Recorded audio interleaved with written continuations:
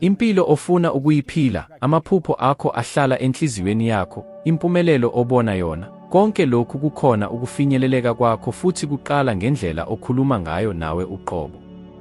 Yebo, amagama akho anamandla.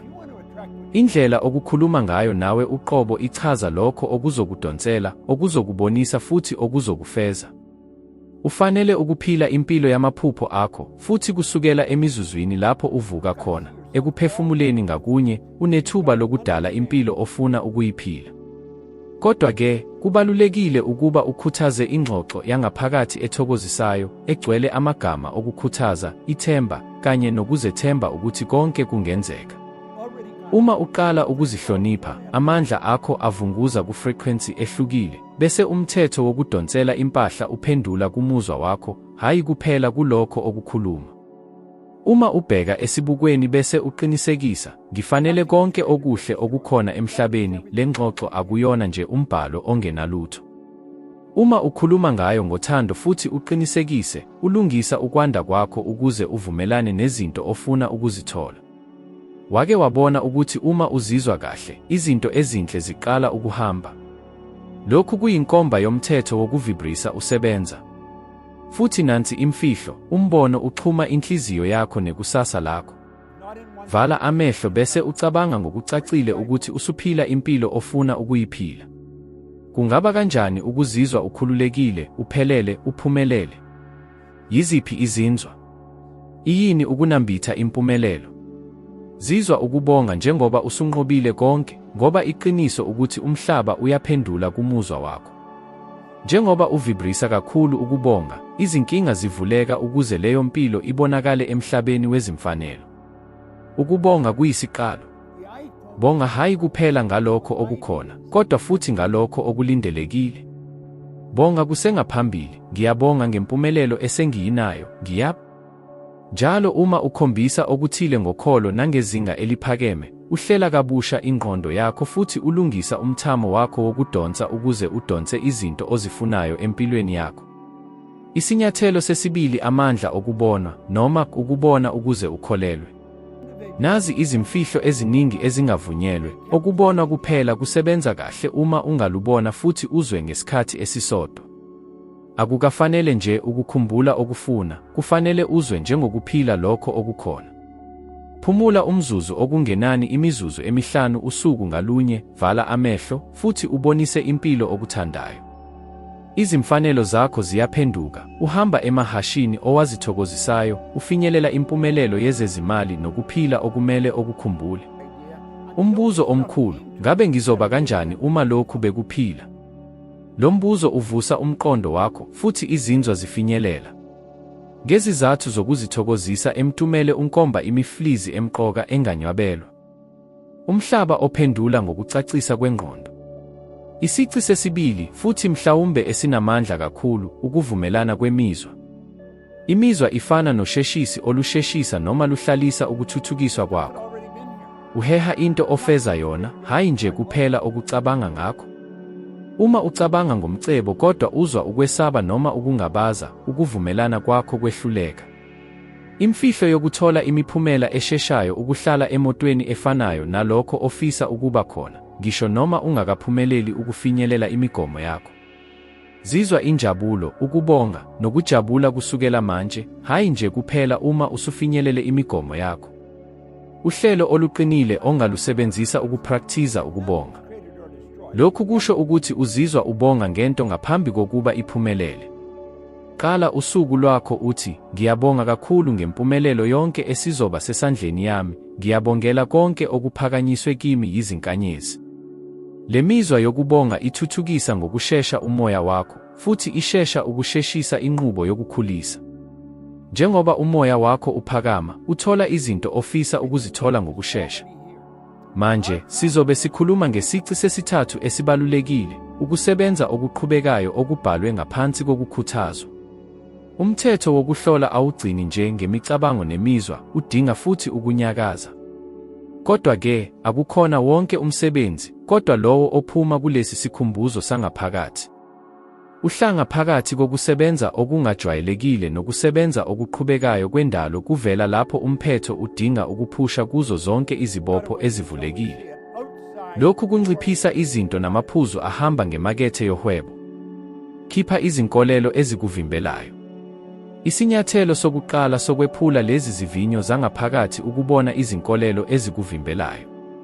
Buza, yini engiyikholelwayo ngawe engivimbela ekutholeni engikufunayo?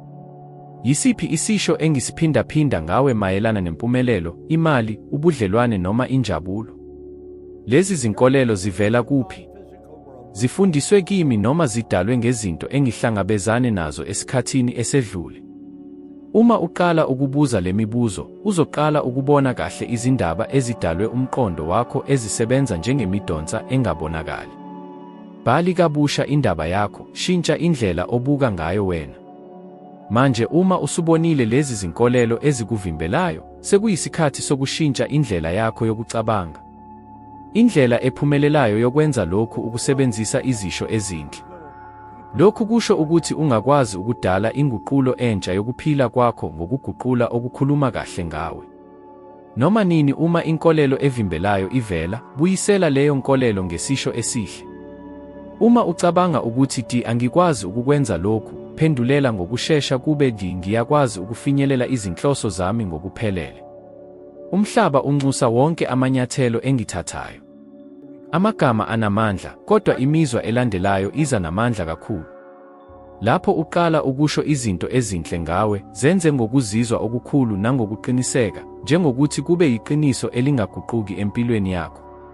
Phakamisa kuwe ukuthi lezi zinkolelo ezikuvimbelayo azilungile. Enye indlela ephumelelayo yokuphula lezi zinkolelo ukukhombisa kuwe ukuthi azilungile. Uhlanga luhlala luhlola ubufakazi bokuthi yini elukholelwayo, ngakho uma uqala ukusebenzisa izenzo eziphikisana nezinkolelo zakho, kuzoba nesimo esivela esiyisimanga. Nazi izimfihlo, qala ngezinyathelo ezincane. Uma ucabanga ukuthi awukho omuhle kokuthile, thatha isinyathelo esincane kulokho. Wonke umphumelelo omncane uzokhuthaza umqondo wakho ukuthi abheke imingcele yakho. Ngokuhamba kwesikhathi, lezi zenzo ezincane zizoqoqeka, futhi uzoqaphela ukuthi imingcele eminingi iwukuthi owakho kuphela. Manje usunqamukile kuzo zonke izinkolelo ezilawula, sekuyisikhathi sokulungisa umqondo wakho ukuze ube ngomphumela ophumelelayo, onothando, nogcwele injabulo, njalo. Konke kuqala ngomqondo wokuba nenjabulo. Iminyaka yokuphumelela ivamise ukucabanga ukuthi impumelelo, uthando noma imali yizinsiza ezincane, kodwa ingqondo egcwele izinzuzo ikwenza uqonde ukuthi yonke into iyatholakala kuzo zonke, kuhlanganisa nawe. Izinkolelo zomqondo zomphakathi zithuthukisa imizwa yokuthola amasu lapho uthola umphumela owubone ekuhlekeni kwenziwa ngezifiso. Sithi iqulu lemfihlelo lemabhamu ukusebenza itholekileyo. Khumbula lokhu njalo, uyahlonishwa, unamandla, futhi konke okukhathalelayo kuseyilindele. Kufanele kuphela uguqule indlela ocabanga ngayo futhi ukhumbule lokhu ngokujulile. Le yiyo imfihlo yangempela yokuphila okungajwayelekile. Isinyathelo esilandelayo kuyena. Ake siqhubeke ndawonye kulesi sihambo sokuphinda sishintshwe umqondo ukuze sakhe umphilo omusha ogcwele izibusiso nokuchuma. Imfihlo ikwindlela okukhuluma ngayo neze ngezikhathi ezithile, amagama akho, imicabango yakho, kanye nemizwa yakho yizixhobo ezakhiwa umphilo wakho. Kubalulekile ukuthi uxoxe nomuntu wakho ukuze uguqule izinjongo zakho zibe yiqiniso. Ukhiye uhlanganisa ukukhulumisana kwangaphakathi ukuze uhambisane nemicabango yakho nezifiso zakho. Zonke amagama okukhuluma kuzo zine amandla okusungula noma ukuphosa umphilo wakho. Uma ufuna ukuphila impilo enothando, yempumelelo, kanye neziphumo, qala ukukhuluma njengoba uyiphila kahle. Nansi eminye imihlahlandlela yokukwenza. Phatha njengomdali, phakamisa izinjongo zakho ngokuzimisela. Isinyathelo sokuqala sokuphendula izifiso zakho ube yiqiniso ukuphinde ukukhuluma ngokuzimisela. Qaphela ukukhuluma njengoba ungathi uhamba nendlunkulu okuzoba kucela ngaphandle. Bhalela ngezihloko ezintoksi ezifanele. Imfihlo yokugcina yokwenza lo mhlaba omusha ogcwele ukuvuselela kusekhaya kwakho ukuqala ukusebenzisa amagama okubonga ngesikhathi uxoxa nawe, njengokuba konke okukhathazayo sekudinga ukuba kuba yizinto ezihamba phambili empilweni yakho. Ukubonga okuthinta uhlobo lwezinto eziphezulu, futhi uma kuzilungiselela nsuku zonke, amandla ka-universe izothintwa futhi izohamba ngokufaka ibhalansi ephawulekayo. Kunoma kunjalo uyoqhubeka kuzilungele ubunga ngolwesikhathi okhohliwe phakathi nje kwentuthuko okwephephele ngenxa ngesikhathi olunomhlamba emzamalweni ngephume kumizenzakalo. Beka ukubonga imsebenzukekiso.